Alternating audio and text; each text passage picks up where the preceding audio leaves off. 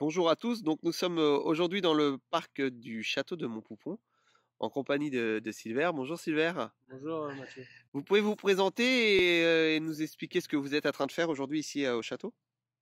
Donc là au château aujourd'hui on est en train de poser des ruchetrons de biodiversité. Donc bien sûr Mathieu est là aussi pour me donner un petit coup de main parce qu'elles sont très très lourdes. Donc voilà on a posé nos ruches et après vers courant avril-mai normalement des colonies d'abeilles devraient intégrer ces nouvelles demeures. Voilà. Alors vous avez fait le choix de poser des ruches, on va dire qu'on n'a pas l'habitude de voir un peu partout. On va parler vraiment ici plus de ruches de biodiversité, comme vous avez dit, des ruches troncs. Oui. Quelle va être la différence avec la ruche classique qu'on va connaître carrée ou rectangulaire?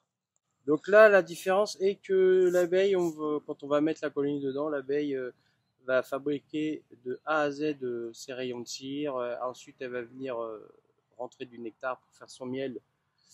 Et en même temps, il y aura des petites abeilles qui vont arriver, c'est-à-dire que la reine va commencer à pondre ses œufs.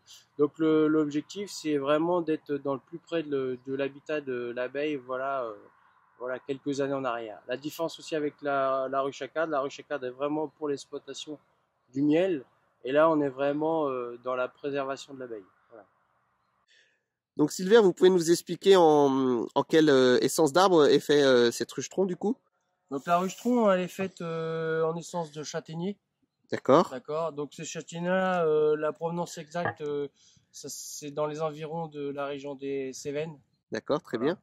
Et dessus, vous avez posé, on va dire son chapeau, c'est C'est un toit fait avec du schiste, d'accord, très bien, qui est taillé dans une carrière.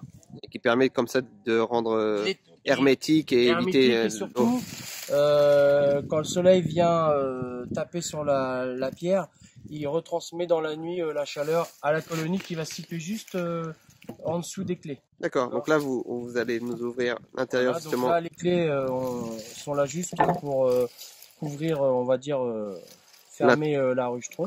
Et ensuite la colonie elle va venir se mettre à l'intérieur, elle va construire ses cires et elle va venir se poser, elle va venir sceller aussi ses cires pardon, sur les clés. Comme ça, il y aura juste ensuite à les laisser tranquilles pendant la grande saison. Et donc là, on va voir le côté d'où vont pouvoir rentrer et sortir. Donc sur celles-ci, elles vont rentrer ici là. Vous avez des petits trous là.